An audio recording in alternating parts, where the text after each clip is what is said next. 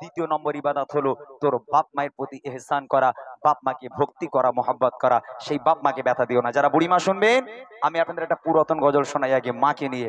মা কি জিনিস শোনাই আগে, তারপর বুড়িমাটা শুনবেন, তাহলে পুরো বুড়িমাটা বুঝতে পারবেন কেন লেখা হয়েছে। দেখেন আম্মাজানকে আল্লাহ পাক কি নিয়ামত দিয়েছে, ছন্দের মাধ্যমে কবি লিখছে। দেখেন, আধারে রাতের চাঁদ যে তুমি, তুমি ভোরের আলো, তোমায় যখন দেখে আমার মন হয়ে যায় ভালো।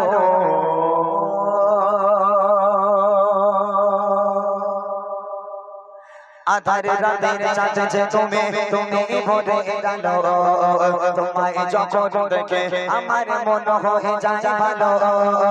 আধারে রাতের চাঁদ যে তুমি, তুমি ভোরের আলো, তোমায় যখন দেখে আমার মন হয়ে যায় ভালো। ও গো মা, ও গো মা, ও গো মা, ও গো মা, ও গো মা। আধারে রাতের চাঁদ যে তুমি, তুমি ভোরের আলো, তোমায় যখন দেখে আমার মন হয়ে যায় ভালো। আধারে রাতের চাঁদ যে তুমি, তুমি ভোরের আলো, তোমায় যখন দেখে আমার মন হয়ে যায় ভালো। ও গো মা, ও গো মা, ও গো মা, ও গো মা, ও গো মা।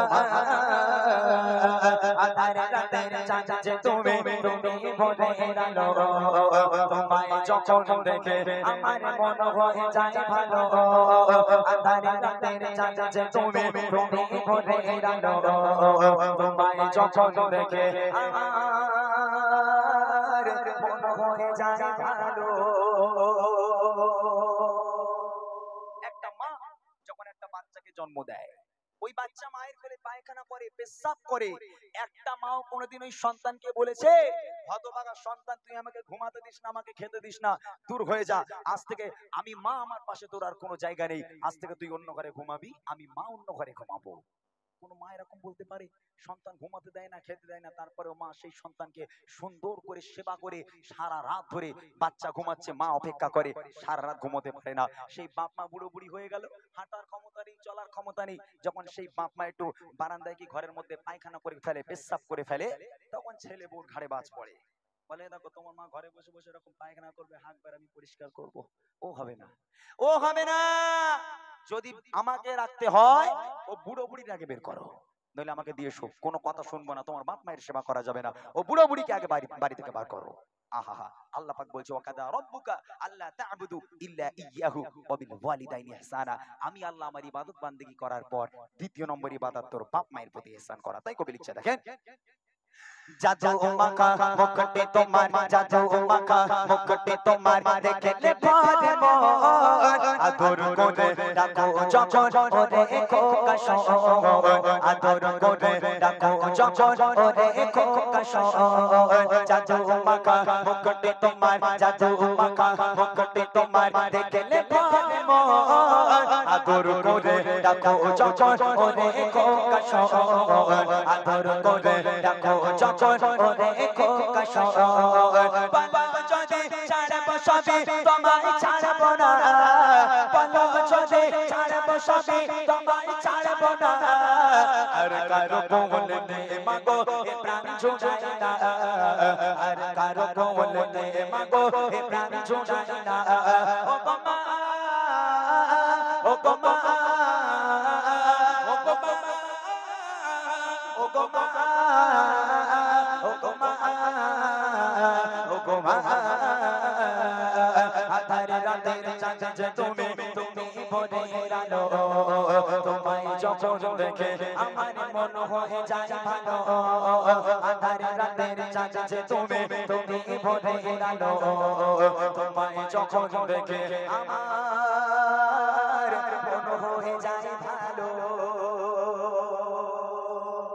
এইবারে দেখেন, এই বুড়ি মা গজলটা এখান থেকে লিখেছিলাম। বাপ মা বুড়ো বুড়ি হয়ে গেল, বাপ মা বুড়ো বুড়ি হয়ে গেল, সন্তান বড় হয়ে গেল, বিয়ে হয়ে গেল, এখন মা আলাদা খায়, ছেলে আলাদা খায়, এখান থেকে বুড়ি মা শুরু। এখন মায়ের বুকের ব্যথা বেড়েছে, মা রাস্তার সামনে দাঁড়িয়ে আছে, ছেলেটা কখন বাজারে যাবে, 10 টাকার ওষুধ আনতে দেবো।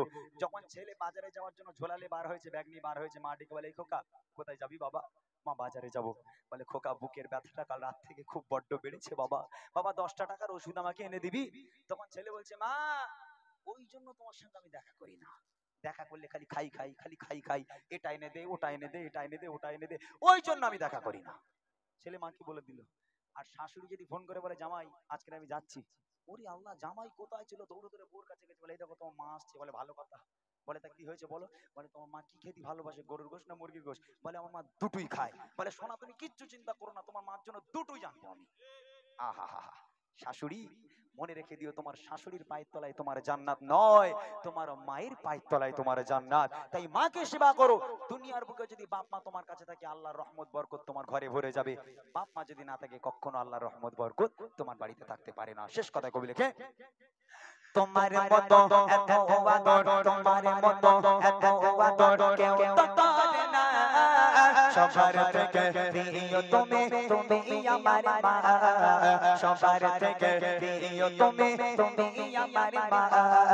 তোমার মতো এত আদর, তোমার মতো এত আদর কেউ তো করে না, সবার থেকে প্রিয় তুমি, তুমি আমার মা, সবার থেকে প্রিয় তুমি, তুমি আমার মা।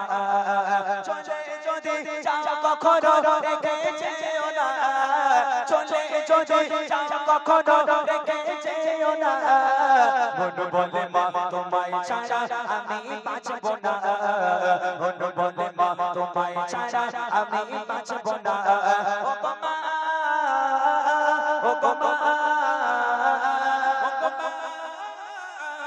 ও গো মা, ও গো মা, ও গো মা,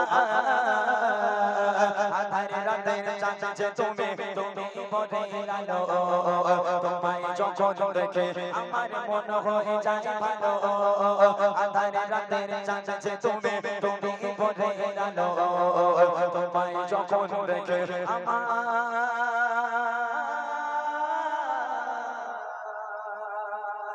মন হয়ে যায় ভালো।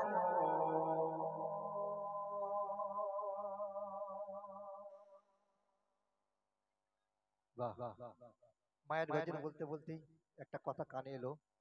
হাফিজুলের মা কে আছে, বাড়ি চলে যাও। হাফিজুলের মা, কারোর একজনের শরীর খারাপ আছে, আপনাকে বাড়ি চলে যেতে হবে। মায়ের গজল হচ্ছে ওদিকে, ইনশাল্লাহ ভালো হয়ে যাবে। কে আছে জানি না, আপনি চলে যেতে পারেন বাড়ি। তো যাক, আপনাদের ভালো লেগেছে তো, আমি এটা নেব, ঠিক আছে। ফাটাফাটি হয়েছে। Hello, hello check, hello hello. হ্যাঁ, আরে ইমরান ভাই আছে, অসুবিধা নেই। যাই হোক, ওইখানে বললো ফাটাফাটি হয়েছে, ঠিক আছে। আর আমি 10 নাইট আপনার দিয়ে জুড়ে দেবো। এইটার মতো হচ্ছে না।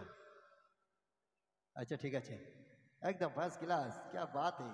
হ্যাঁ, কোন গজল হবে অসুবিধা নেই। দাদা কিছু বলার চেষ্টা করছেন, এই তো।